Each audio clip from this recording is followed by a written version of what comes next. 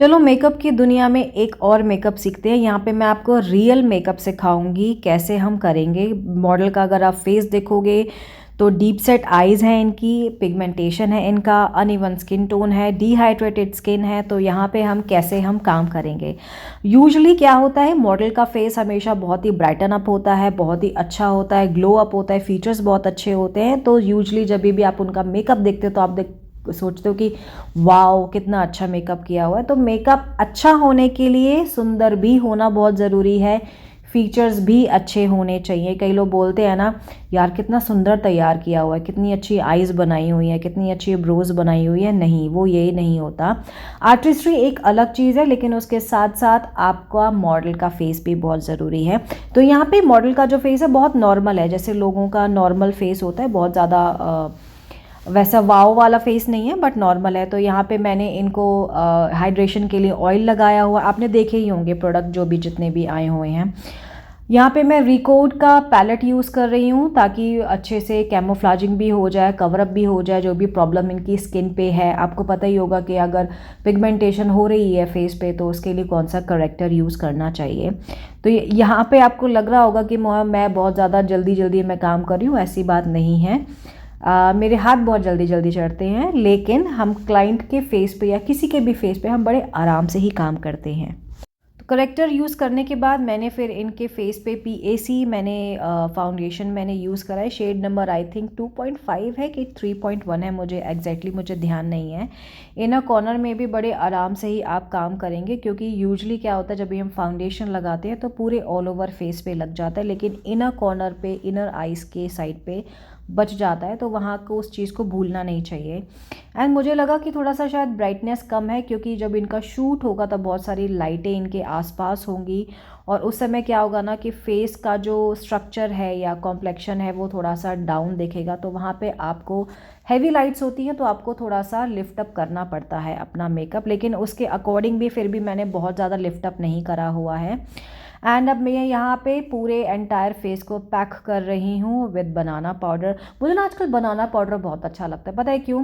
क्योंकि जब से मैंने बनाना पाउडर यूज़ करना शुरू किया तो मुझे ऐसा लगता है कि फेस पे ना जो भी चीज़ें सैलो होती हैं वो चीज़ें ना निखर कर आती हैं, वो चीज़ें उभरी हुई दिखती हैं आपको। और जब आप कॉन्टोरिंग वगैरह आप कभी यूज़ करके देखना एक बार। मुझे पता है ज़्यादातर लोग बनाना पाउडर को सिर्फ डस्की स्किन टोन पे यूज़ करते हैं, पर ऐसा नहीं है। मेरा भी जो कॉम्प्लेक्शन है, मेरा भी complexion fair to medium tone है मेरा कॉम्प्लेक्शन, और मैं भी यही बनाना पाउडर मैं यूज़ करती हूँ। क्यों? रीज़न ये है, जब आप कॉन्टोरिंग करते हो ना तो जो डेप्थ होती है ना वो निकल कर आती है, वो अच्छी लगती है। एंड उसके बाद जो फेस का जो स्ट्रक्चर होता है ना बहुत ही प्यार, और जो वाइटिश जो आजकल जो फेस कर देते हैं ना, अब तो शायद कुछ मेकअप आर्टिस्ट ने शायद नहीं अब करते हैं, लेकिन बीच में तो बहुत ज़्यादा वाइट करते थे तो वो बिल्कुल अच्छा नहीं लगता। क्योंकि जो लाइट होती है ना, लाइट हमेशा वार्म होती हैं, इट्स न्यूट्रल, ना ज़्यादा वाइट होती है ना ज़्यादा आपका येलो टोन में होती है। तो इसी के अकॉर्डिंग आपको मेकअप आई थिंक करना चाहिए, तभी हम उसे कहते हैं ना कि HD makeup, HD makeup, HD makeup,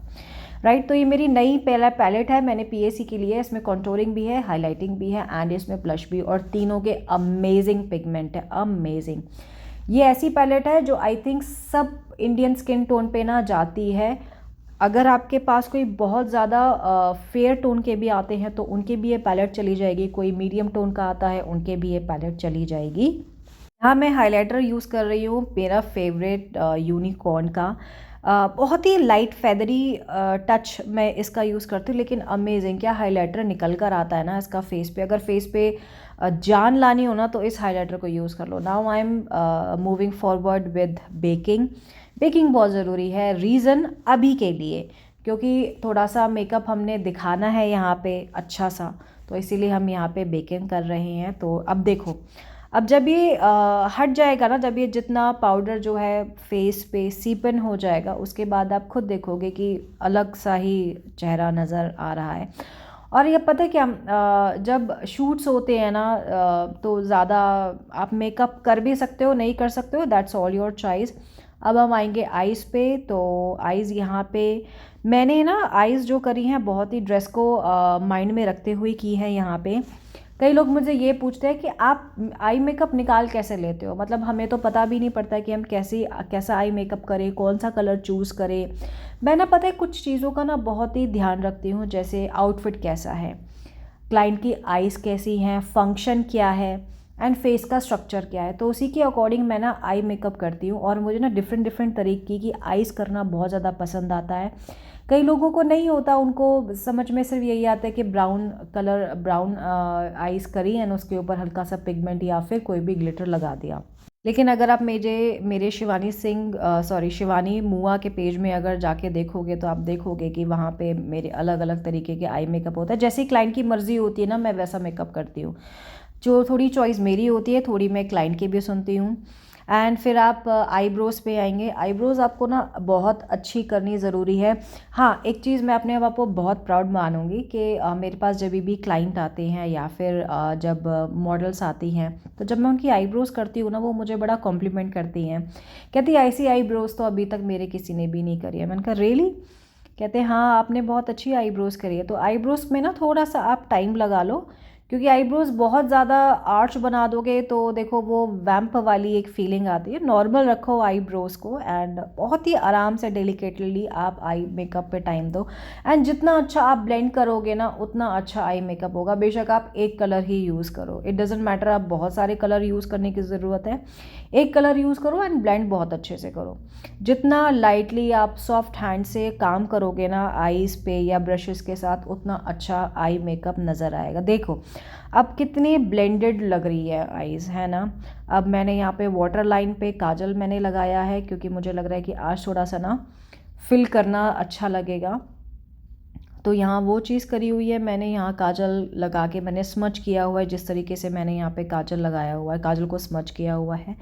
and उसी के साथ साथ आप उसको ब्लेंड करने के लिए कोई भी ब्लैक कलर आप ले सकते हो, ब्लैक आई शेडो में से।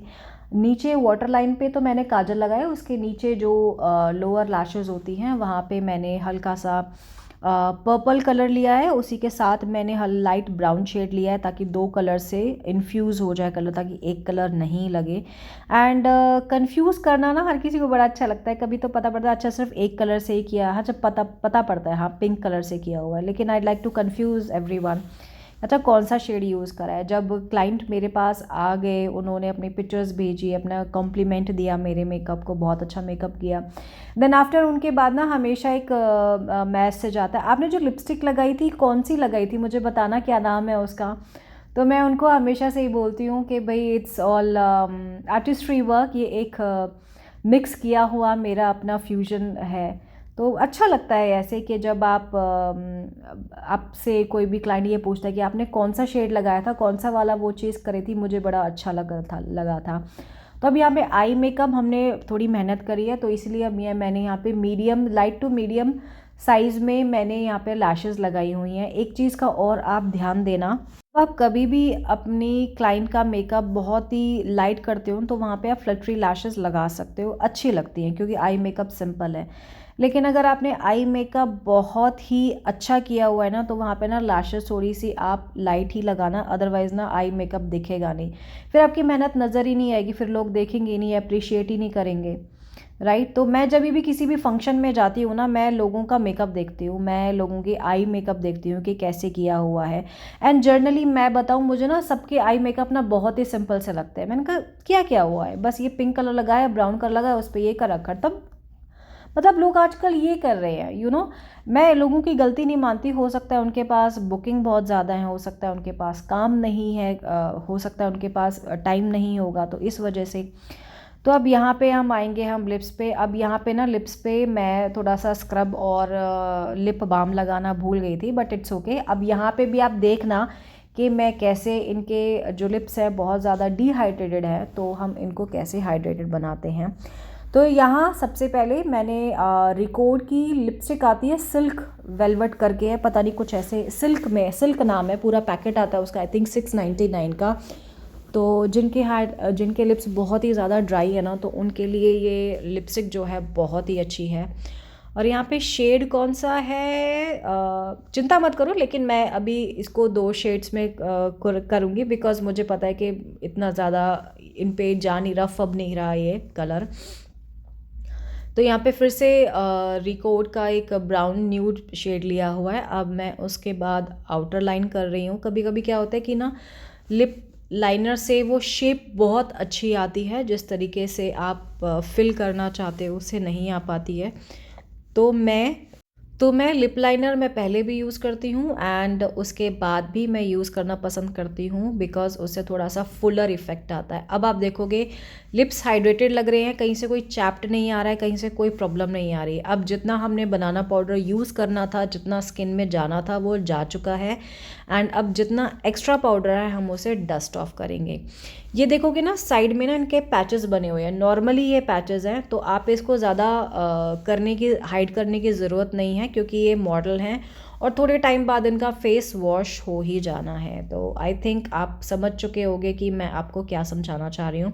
एंड उसके बाद मैंने लास्ट में हाइड्रेशन के लिए मैंने यहाँ पे हाइड्रा मिस्ट यूज़ करा है फ्रॉम PAC, ताकि और ज़्यादा हाइड्रेशन हो जाए इनके स्किन को। And this is the final look. आप देखोगे कहीं से कोई भी प्रॉब्लम नहीं आ रही है और स्किन बिल्कुल फ्लॉलेस दिख रही है, मेकअप बहुत ज़्यादा फ्लॉलेस दिख रहा है। एंड आई थिंक आप लोगों को अच्छे से पता पड़ रहा होगा कि ये चीज़ें क्या है। देखो शाइन भी देखोगे बहुत ही प्यारी आ रही है, स्किन भी बहुत ज़्यादा स्मूथ हो चुकी है, आई मेकअप भी बिल्कुल ब्लेंड कर रहा है according to the outfit. Hair भी उसी हिसाब से बनाए हैं, क्योंकि जब हम शूट करते हैं या जब भी हमारे किसी डिज़ाइनर का शूट होता है तो हम बहुत ज़्यादा ना कॉम्प्लिकेटेड नहीं करते हैं। So that's all for today video. आपको मेरा समझाने का तरीका कैसा अच्छा लगा, कैसे आपको एक ट्रांसफॉर्मेशन जो मिला अभी यहाँ पे लाइव वो कैसा अच्छा लगा। And do subscribe my channel, subscribe करना बिल्कुल मत भूलना। बाय।